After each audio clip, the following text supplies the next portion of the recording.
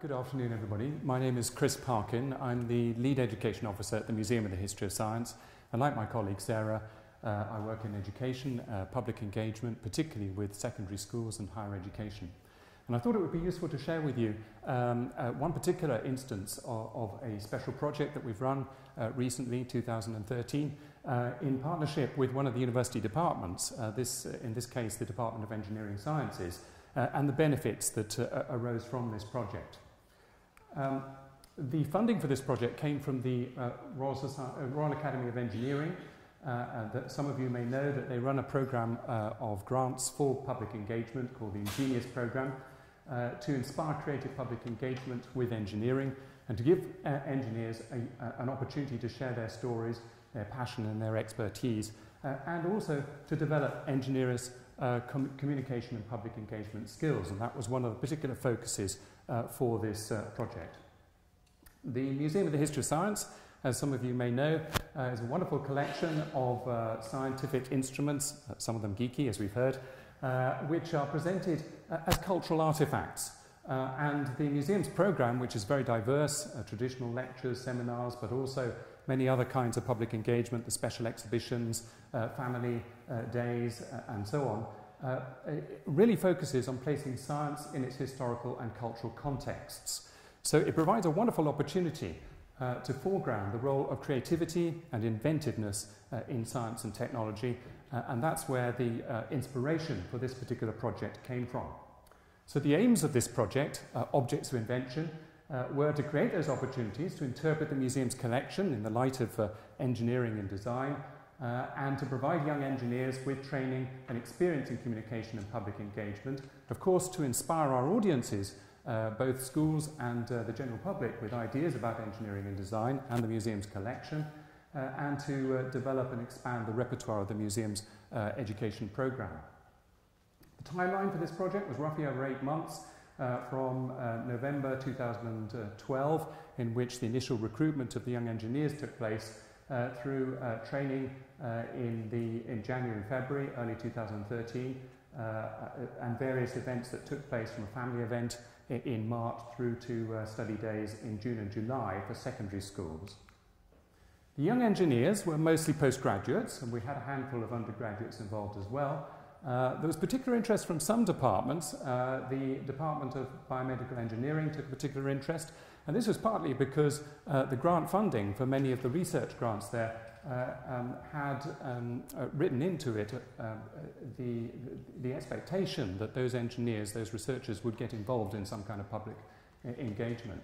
So this was an opportunity for them to share those research interests and to work in a different context, a heritage context. The training programme was devised and was delivered in association with the museum's volunteers service, who have a lot of experience of doing this kind of thing, and were very, very helpful also in supporting the recruitment of other volunteers, both community volunteers and the engineers themselves, into this project. There were two aspects of the training programme: developing skills, particularly within the context of the museum itself. So, for example, handling objects and how to question objects and interact with those objects and elicit the stories that are of interest from them, and understanding different audiences. And this is where, of course, the expertise of many museum staff comes into play. We understand the needs of different kinds of audiences, in this particular case schools, and linking with the curriculum, families and museums as a context for informal learning, in this case about science and engineering, and providing skills for the young engineers to plan their activities as well. What the young engineers said about their training helped me better understand different learning styles, made me feel more confident. That was a very strong theme that came out of the feedback, was a sense of confidence. I really liked the sessions leading up to the event, a great chance to discuss different methods of engaging, and also an opportunity to make changes to adapt according to different audiences as well. Again, this theme of confidence coming out in the second one there. The first one, training course, made me aware of the expectations of students of all ages. There was a sense from many of the engineers that they were understanding and learning more about their audiences as much as they were sharing their own enthusiasm. Here's a slide from one of the family days in March, which coincided with the National Science and Engineering Week. And you can see a variety of activities that the young engineers were engaged with, including the demonstration of an early steam engine here, steam pump. Lego's got to feature somewhere, hasn't it? There's a Lego clockwork. One of the engineers was particularly enthusiastic about Stirling engines, and actually discovered that there was a department in the Department of Engineering Sciences that had this particular interest and made a connection there as a result of it. And he built this small model of a Stirling engine here. Here's a young couple enjoying an intimate moment over the construction of a crystal radio as part of the day's activities. Of course, we had to have a few extra visitors as well, invited guests. Isambard King of Brunel, of course, is iconic in Victorian engineering. But in this case, he wasn't just there as a sort of stand-in engineer. He was here to demonstrate a model of the atmospheric railway, which must go down as one of the biggest flops in engineering transport history, I think. But anyway, there are lessons to be learned from these things, you see. And of course, Lego had to feature too, and we had a wonderful competition of constructing the longest armature out of Lego. 2,000 Lego bricks we had for the day, and that went right up to the wire, right up to the closing time of the museum. The day was very, very successful. We had over 2,000 visitors involved in that day, and lots of people were really, really excited about the engineers' engagement and their passion and insightful examples that were involved there. There's the picture at the end of the day, a celebratory picture with all the young engineers. Various community volunteers, about 13 community volunteers were also involved in this particular day as well. The Schools Day, there was a Schools Inventions Day in March, a pilot event for two further days in June and July, which engaged with a total of 6 secondary schools and 150 students. And they were much more structured, of course, than the Family Learning Day. So the engineers had an opportunity to sort of warm up, if you like, with the family, the sort of more informal context of a Family Learning Day. And they were then invited to try and sort of focus and structure their activities a little bit more for the Schools Days, which consisted of 3 rotating workshops, a circus of activities led by the engineers, a workshop on the history of radio communication, in which they were also able to experiment with building circuits, and a design challenge using the museum as a context for that design brief.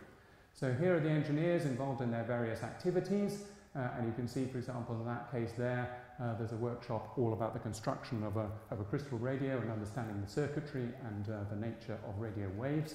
So a sort of more sort of formal learning context there, but some of them were more kind of experimental and experiential, if you like. Here, these engineers were really enthusiastic about the use of gyroscopes.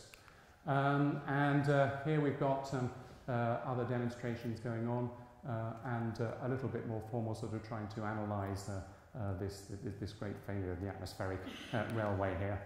The design challenge, this was using the museum as a context for designing a device to present one of the earliest moving image toys from the Victorian era, a phenakistoscope. They had the opportunity to try out different reproduction moving image toys, and then to design their own device, which had to sort of meet a brief for visitors in a museum as well.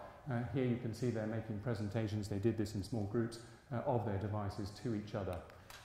What the teachers said, they really enjoyed this activity. The whole day was a great success.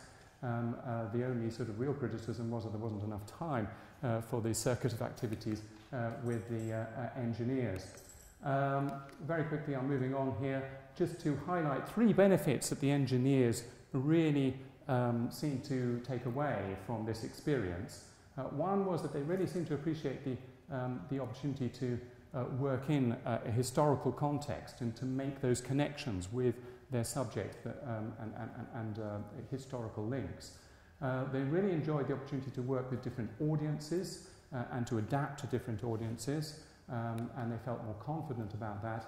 And they also showed a great deal of appreciation of the museum, its staff and the organisation, and how that was able to support events in particular ways. So I'll just finish off with this project. I was very pleased to see that this came to the final of the National Coordinating Centre for Public Engagement. It was one of the 3 STEM finalists in that competition, which is a credit to all those that were involved, the engineers and other staff and so on. Thank you very much.